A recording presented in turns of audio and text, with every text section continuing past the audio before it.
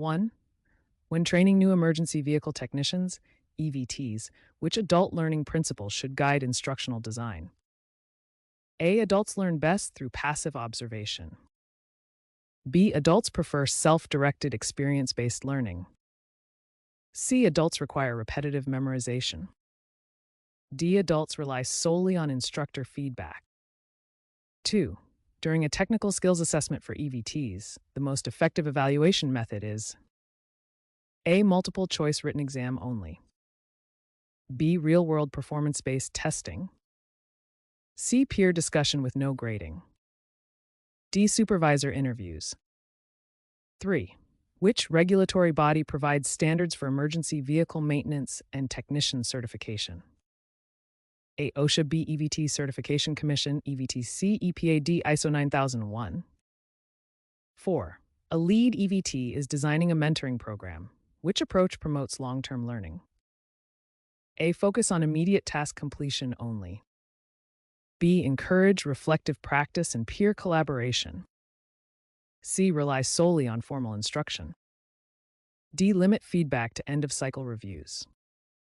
5. In curriculum development for EVT training, sequencing content should A. Start with complex diagnostics. B. Progress from basic safety to advanced systems. C. Focus on testing first. D. Skip fundamentals to save time. 6. When communicating maintenance standards, clarity is improved by A. Using plain language and visual references. B. Providing technical jargon without context. C. Sending long emails with regulations.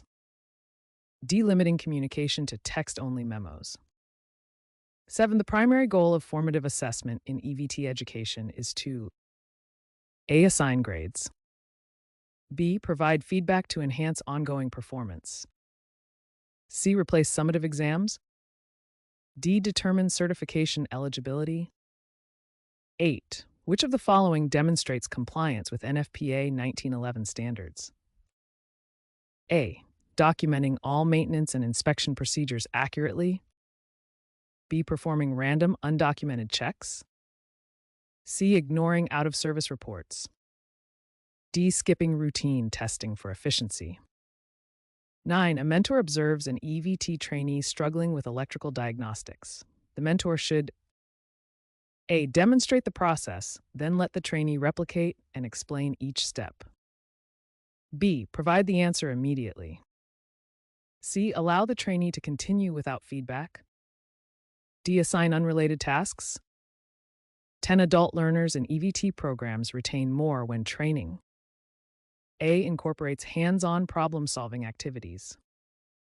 B. Focuses on lecture-based instruction. C. Avoids interaction. D. Uses only digital manuals. 11. To evaluate the success of an EVT training workshop, the best method is A. Conducting pre- and post-training performance assessments. B. Asking participants if they enjoyed the training. C. Measuring attendance. D. Reviewing feedback alone. 12. Effective communication in an emergency vehicle service team depends on A. Clear reporting protocols and mutual accountability.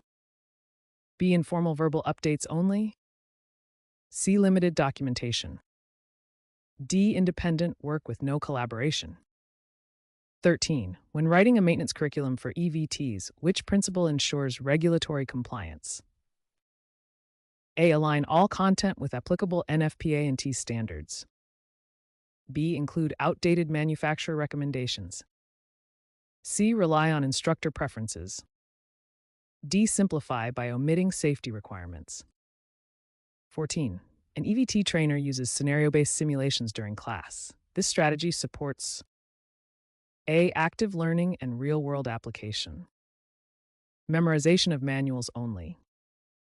C. Passive listening. D. Instructor-centered teaching. 15. In mentoring, providing feedback should focus on A. Behavior, performance, and specific improvement areas. B. Personal traits. C. General praise without detail. D. Only errors and deficiencies. 16. A compliance audit reveals inconsistent documentation. A CPP-certified EVT leader should A. Implement standardized reporting templates and regular reviews. B. Ignore the discrepancies. C. Delegate documentation to vendors. D. Reduce inspection frequency. 17. When developing assessments for EVT certification readiness, questions should A. Reflect real diagnostic scenarios and safety compliance. B. Focus only on theory. C. Avoid practical applications. D. Test memorization exclusively. 18. Effective EVT instruction requires aligning teaching goals with A. National Fire Protection Association FPA and EVTC standards. B. Personal trainer interests. C. Unofficial departmental practices. D. Vendor advertising. 19. The best way to ensure learning retention for adult technicians is to A. Integrate practice, reflection, and feedback loops. B. Deliver long lectures. C. Provide printed manuals only. D. Offer one-time demonstrations. 20. When mentoring new EVTs, the mentor's role includes A. Guiding, modeling, and supporting independent problem-solving. B. Controlling all learning activities. C. Avoiding performance feedback. D. Limiting exposure to complex repairs. 21. A strong EVT training curriculum should include evaluation criteria for A. Safety, performance, and compliance outcomes. B. Personal interests. C. Attendance only. D. Peer popularity. 22. Which adult learning strategy is most effective in EVT technical training? A. Problem-based and experiential learning. B. Memorization through repetition. C. Instructor-only demonstrations. D. Video-based lectures without engagement. 23. To comply with DOT maintenance standards, technicians must A. Document all inspections and corrective actions accurately. B. Conduct repairs informally. C. Skip record keeping. D. Perform only requested repairs. 24. When designing performance rubrics for EVT trainees, what ensures fairness? A. Clear, measurable criteria aligned with job standards. B. Instructor discretion. C. General comments. D. One-word ratings. 25. A senior EVT develops a mentorship schedule. To maintain consistency, they should A. Set defined goals, checkpoints, and review sessions. B. Allow random meetings. C. Avoid formal documentation. D. Skip progress tracking. 26. Which assessment type best identifies gaps in a technician's troubleshooting ability? A. Scenario-based practical assessment. B. Written multiple-choice quiz only. C. Oral questioning alone. D. Attendance evaluation.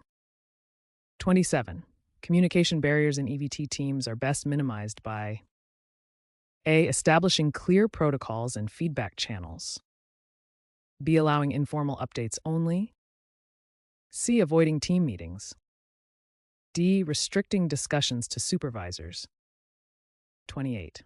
When updating an EVT curriculum, continuous improvement should be guided by A. Feedback from trainees, mentors, and performance data. B. Management opinion only. C. Outdated materials. D. Cost-saving goals. 29. A technician fails a practical exam. The mentor's best response is to A. Provide constructive feedback and a remedial action plan. B. Criticize performance publicly. C. Ignore the failure. D. Retest immediately without feedback. 30. When managing EVT apprentices, which approach enhances motivation? A. Linking learning tasks to real emergency vehicle outcomes. B. Assigning repetitive theory drills. C. Avoiding recognition. D. Minimizing autonomy. 31. A lead EVT trainer wants to evaluate course effectiveness. Which model is most appropriate? A. Kirkpatrick's 4-level evaluation model. B. Bloom's taxonomy. C. Maslow's motivation theory. D. Porter's competitive model. 32. When conducting safety compliance training, EVTs must be taught to A. Apply OSHA and NFPA safety standards consistently. B. Prioritize task speed over procedure. C. Skip safety verification steps. D. Depend on supervisors for all safety checks. 33. The mentoring goal for new EVT technicians is to A. Develop independent, safety-conscious, and compliant professionals. B. Depend on mentors for long-term oversight. C. Focus only on technical tasks. D. Avoid critical reflection. 34. During a training session on electrical systems, an EVT instructor wants to improve retention among adult learners. Which method best supports this goal? A. Using hands-on circuit testing exercises and guided reflection. B. Delivering extended lectures on electrical theory only. C. Assigning lengthy reading without discussion. D. Showing complex schematics without context.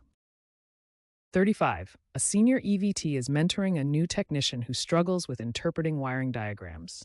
Which mentoring technique is most effective? A. Demonstrate one diagram, then have the trainee explain the next one aloud. B. Provide multiple diagrams without feedback. C. Encourage the trainee to memorize every symbol. D. Assign independent study with minimal interaction. 36. When developing an assessment for EVT trainees, which approach ensures fairness and validity? A. Aligning questions with established EVT performance standards and job tasks. B. Using random general automotive questions. C. Basing tests solely on memorization. D. Allowing trainees to choose their own assessment topics.